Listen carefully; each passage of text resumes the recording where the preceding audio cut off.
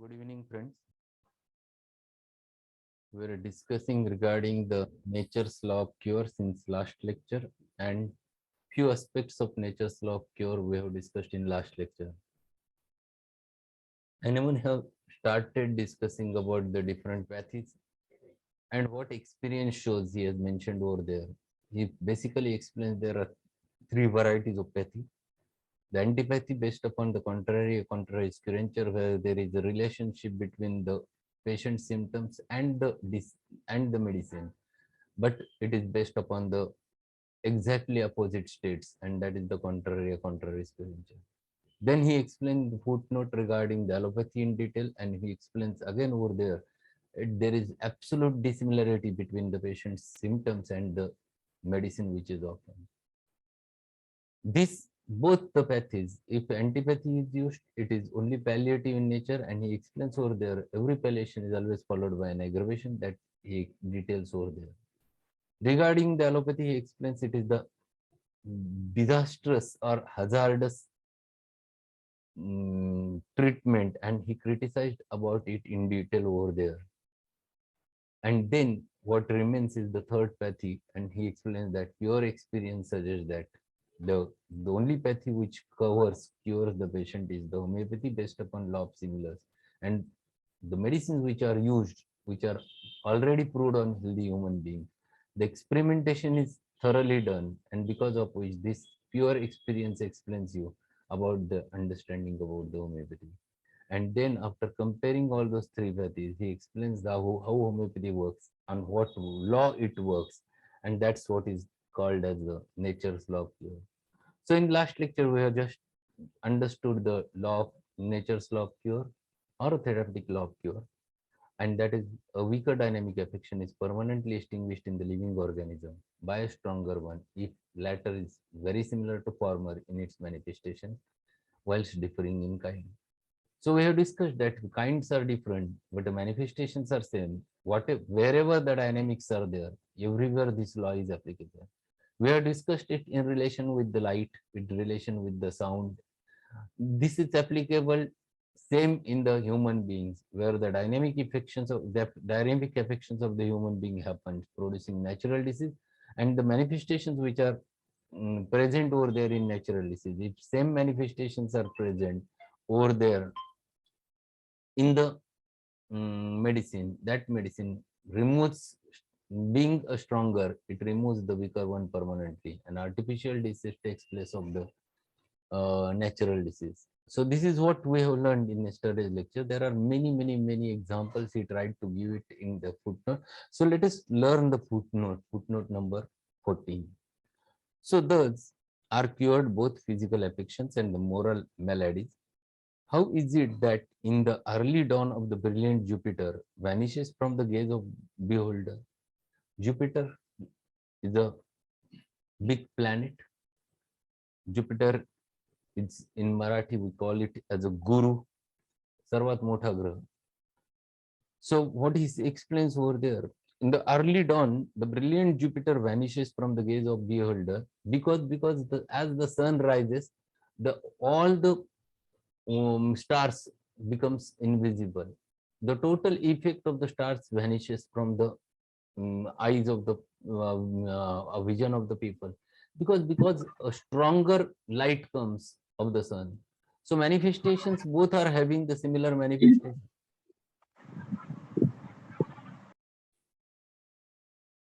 Both are having the similar manifestations. Both of them having the light as a manifestation, but kinds are different. But if stronger comes, it removes the weaker one.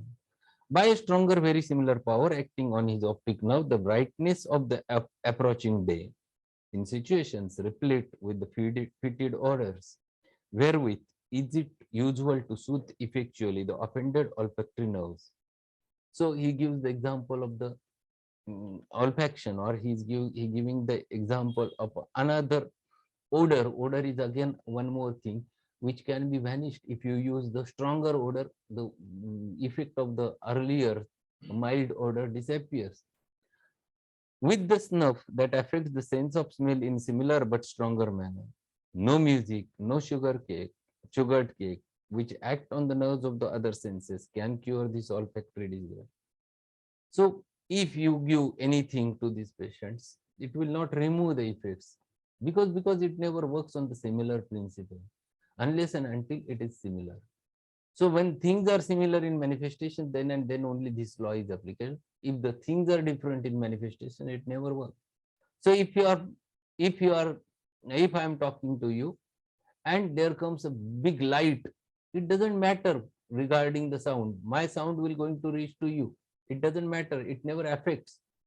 But at the same time, if the DJ is there, which whose manifestation is again a sound and which is stronger than me, it removes my effect and you cannot listen, you cannot hear me. So these things are very specific. The manifestation should be similar. How does the soldier cunningly stifle the piteous cries of him who runs the gauntlet from the ears of the compassionate bystander? He is giving example at the war, what happens. Cunning म्हणजे काय? Cunning म्हणजे कपटीपणे. Then he explains stifle म्हणजे गुदमरून टाकणे, श्वास कोंडून टाकणे. Piteous cries, piteous म्हणजे करुणाजनक, जे अगदी खूप कळवळून ओरडतात, अगदी जोराने रडतात. Who runs the gauntlet? What is gauntlet? Gauntlet म्हणजे एखाद्या गोष्टीचं आव्हान स्वीकारणं. From the ears of compassionate bystander, compassionate, दयाळू, कनवाळू, bystander, त्रयस्थपणे उभे राहून मजा पाहणारा. So he is giving examples what happens at the war. These people who suffers from the suffers in the war, they cries, but that cry should not reach to them. For that purpose, they use very big sound over there so that the other people cannot listen them. By the shrill notes of the fife coming with the roll of the noisy drum. So what do? They use the drums, and those drums are always very, very strong. The sound of the drums. So no one listens the sound of those soldiers who are suffering from the pain at that time. And the distant roar of the enemy cannon that inspires his army with fear. By the loud boom of the big drum, but neither the one nor the other would be distribution of brilliant piece of uniform nor a reprimand to the regiments suffice. In like manner, mourning and sorrow. Mourning म्हणजे शोकमग्न, दुःखी. Mourning, mourning, mourning म्हणजे दुःखी शोक.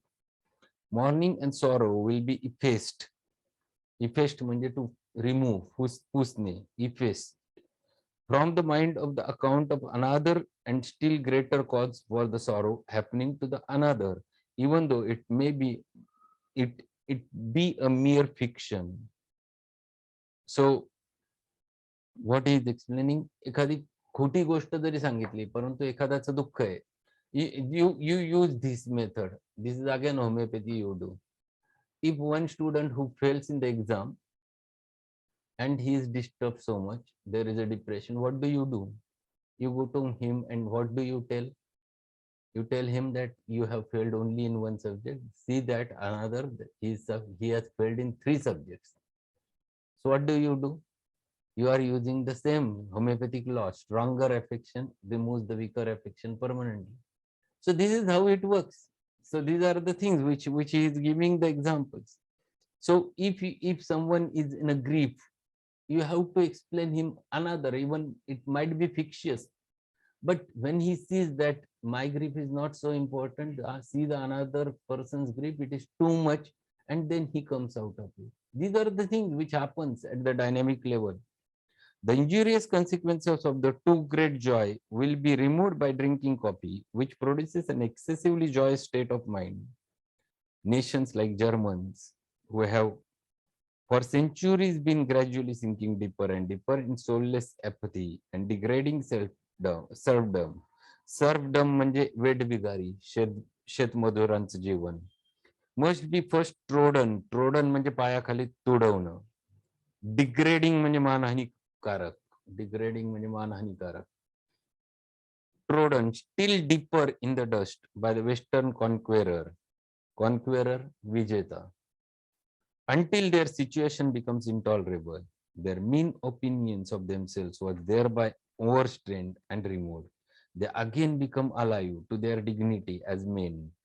Dignity म्हणजे प्रतिष्ठा, मान सन्मान as a man, and then for the first time they raised their heads as a German. So he has given different examples of them, different examples of the nature's law here, and he explains that why it is called as nature's law, because these are things which you are going to find it out in nature, the common manifestations which you are going to find it out over there. So this is why it is applicable not only to the medicines, but it is applicable everywhere. It is applicable for the deceased persons. In the similar manner, it is applicable to the anywhere wherever the dynamics are there. And for that purpose, he tried to explain the importance of nature's law of cure. And this is a real truth. You find it out, you use it, practically you use it and find it out. This definitely the artificial disease removes the weaker natural disease permanently if the manifestations are similar. So multiple examples about this homeopathic law of nature's law of cure they are mentioned. For the students, it is the 10 marks question, nature's law of cure or therapeutic law of cure.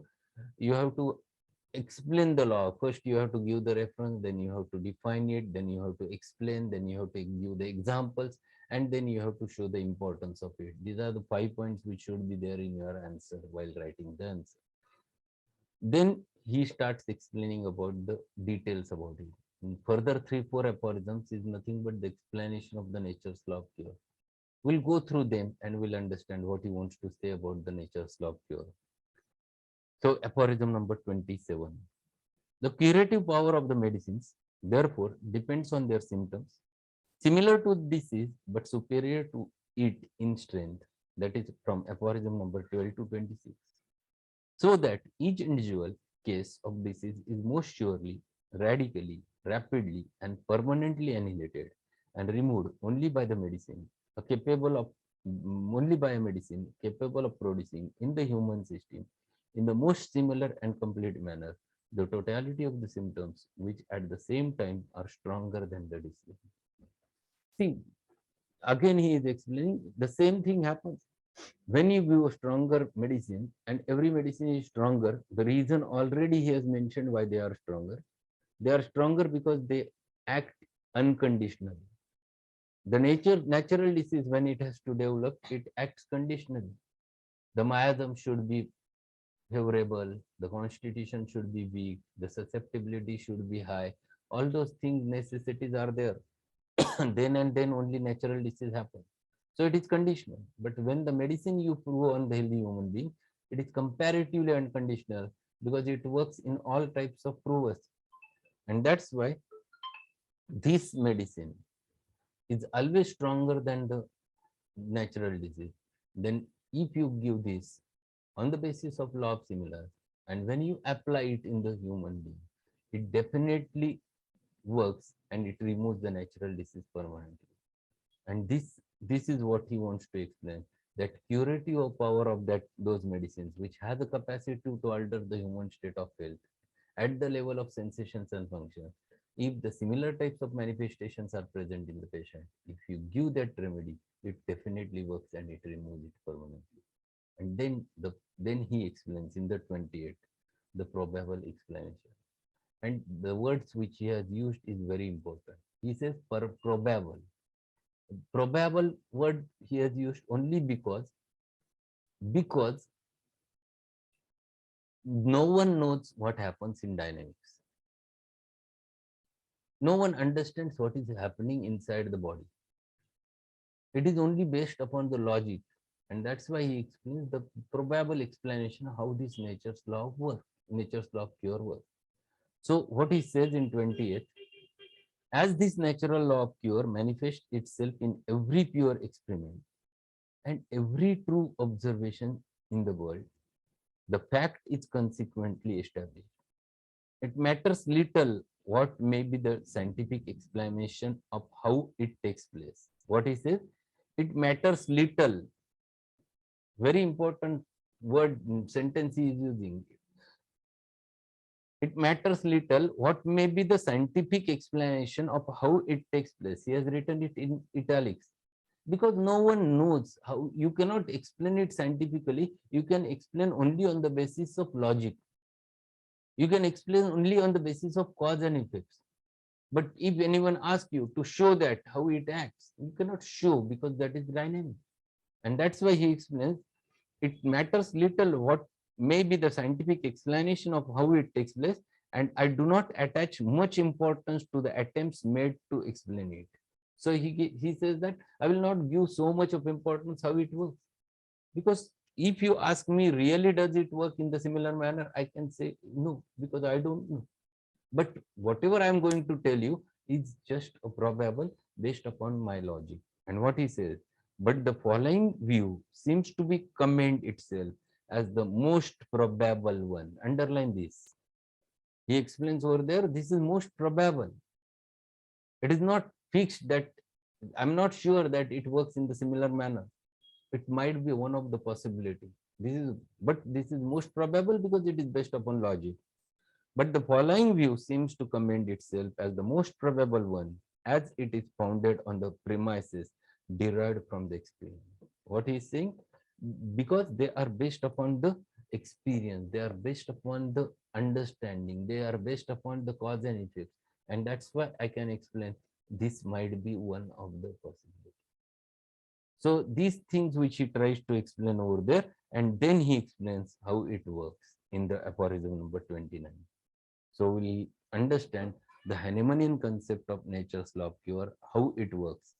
Even though if it has been asked in the exam for the as a full question or a 10 marks question, you have to write the same sentence, same words of Hahnemann. Most probable explanation as how this nature's law of cure works, given by Dr. Samuel Hahnemann in the aphorism number 29, and then you have to explain. And this is just a probable explanation. What he says in 29, as every disease, not entirely surgical. काय म्हटलंय बघा. What he is saying, as every disease, not entirely surgical, means every dynamic disease consists only in a special, morbid, dynamic alteration of our vital energy, the principle of life. This word he is using again and again. Earlier he has used the vital force, now he has changed it, and he says that it is vital energy which is of the principle of life, manifested in sensation and motion. So in every homeopathic cure, this principle of life, dynamically altered by the natural disease, is seized through the administration of medicinal potency. Seized means to stop. Thamne. Altered by natural disease is seized through the administration of the medical potency, selected exactly according to the symptom similarity by a somewhat stronger similar artificial disease manifestation. So if you want to treat such a disease which is dynamic enough caused because of dynamic derangement of vital force and which produces its manifestations in the form of totality of the symptoms, if you want to stop it, it is only by producing similar type of disease inside the body through the medicine. So you have to produce the similar disease inside the body. That is what is called as an artificial medicinal disease. By this, the feeling of natural weaker dynamic disease manifestation ceases and disappears. This disease manifestation no longer exists for the principle of life, which is now occupied and governed merely by the stronger artificial disease manifestation. So what he says, the artificial disease produced because of medicine takes place of the natural disease. Now natural disease which are having the similar manifestation no more exist. It gets totally free. The person is now free from the natural disease. So if he is free from the natural disease which is developed because of the derangement of the vital force, now this fellow who suffers from the derangement of vital force, now his vital force gets free because he is no more diseased. And once this vital force gets free, then what happens, he explains over there. This artificial disease manifestation has soon spent its course and leaves the patient free from the disease cured. So what he says, these artificial disease manifestation disappears by themselves. Sometimes by themselves, sometimes because of the vital force which is now in the state of health again, and now it has capacity to fight against the artificial disease. So those disappears spontaneously because it is under the control of human being. Natural disease was not there under the control of human being. And that's why you can stop the medicine and artificial disease can be vanished. The dynamics thus freed, the dynamics means the vital force thus freed, can now continue to carry lifelong, to carry life on in the health. So the deceased vital force who regains its strength and again comes into the state of health now has the capacity to bring back the harmony between mind, body, and soul. So now it comes into the state of health. This most highly probable process, again underline this, what he says, this most highly probable process rests upon the following propositions.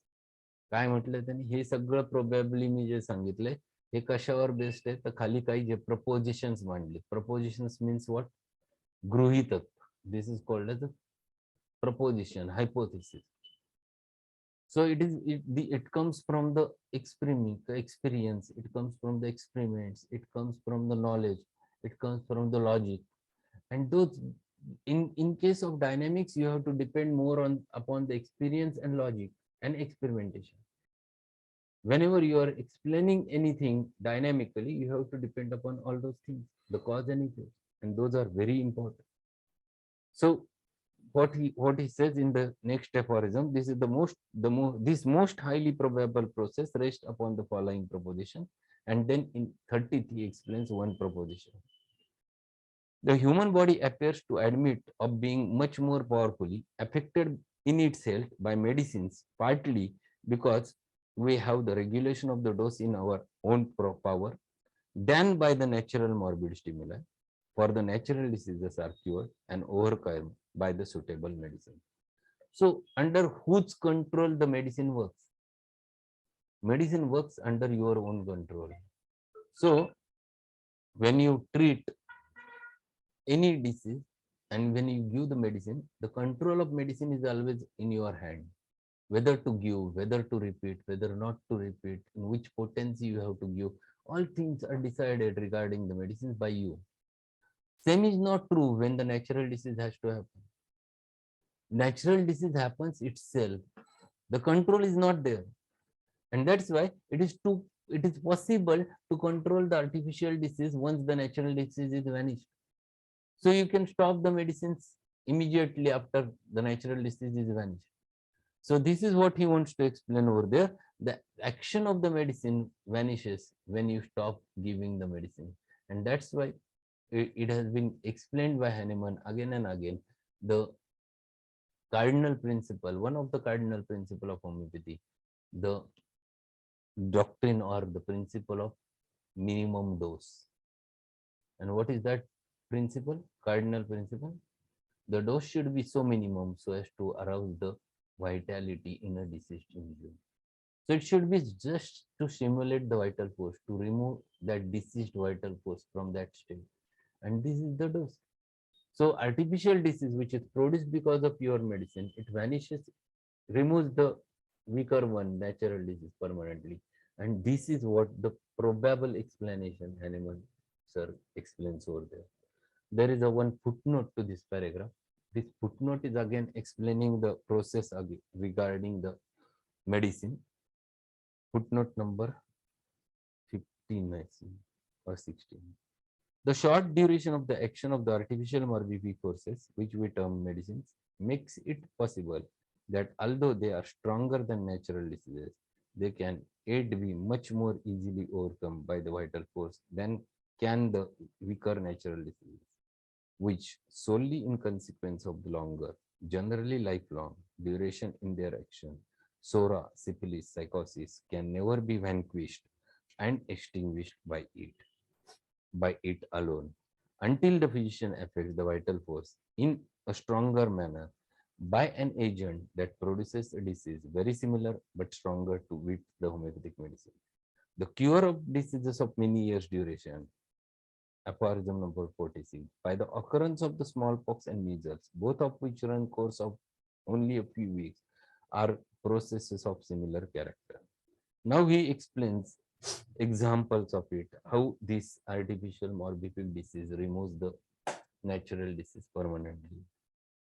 So artificial disease which is produced by the medicine is always a stronger because it is unconditional.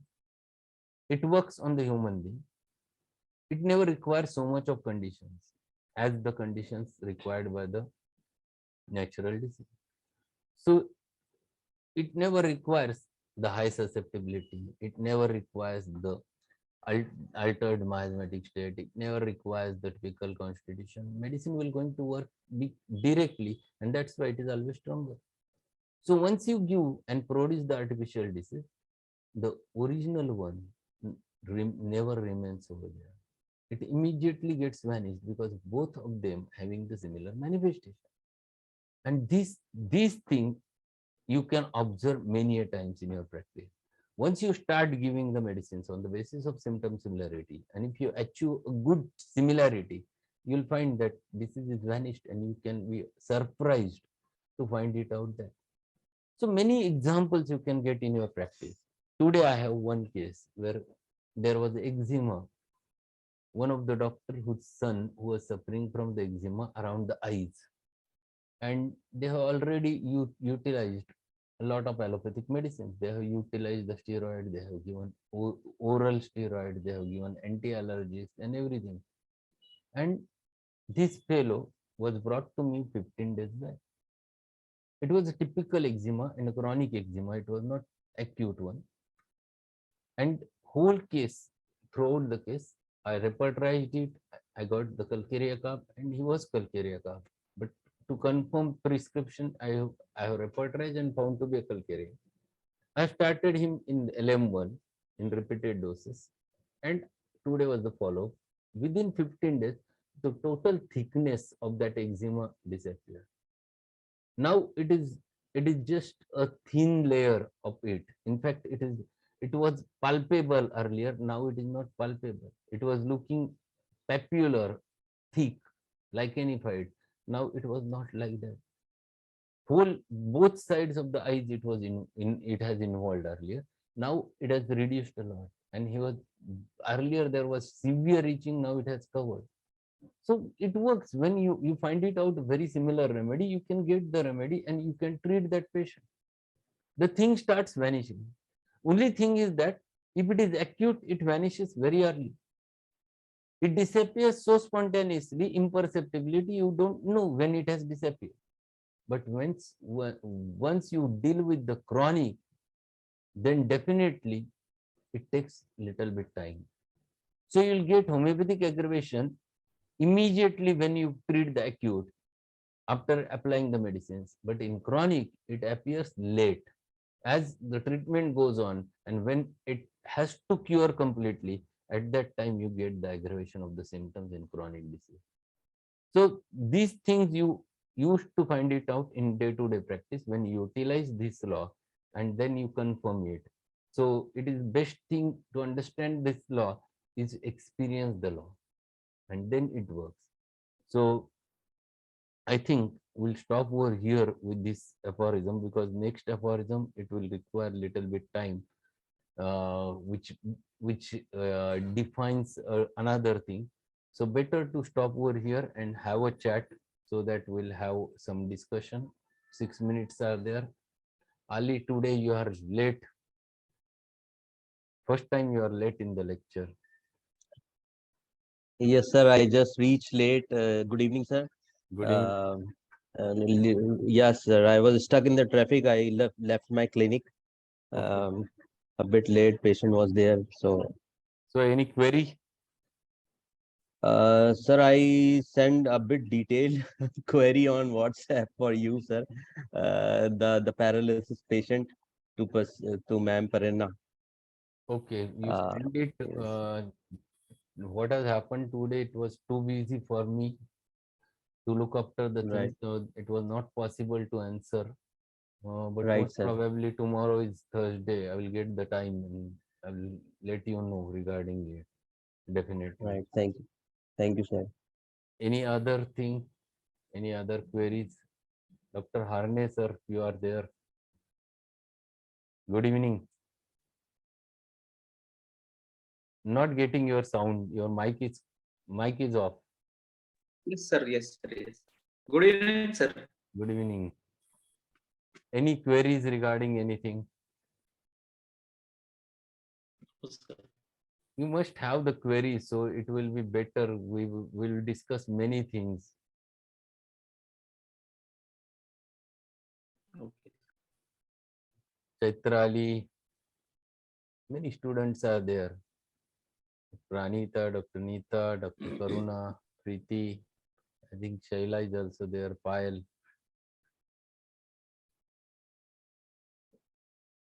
So my suggestion is that you go through the Organon, read the Organon sentence by sentence, and apply it in your Yes. practice. Once you apply it in your practice, then you will find the importance of it. And then you will find, yes, how this man have made the big observations. So this is too important to know the Organon. And with the Organon, our thoughts becomes very clear. So when you apply your medicines, then you are damn sure regarding application of it. So give a little bit importance to this subject instead of giving just importance to the materia medica or repertory. The how to apply materia medica and how to apply the repertory, that is more important for all of you. Okay. So Okay, sir. just a minute.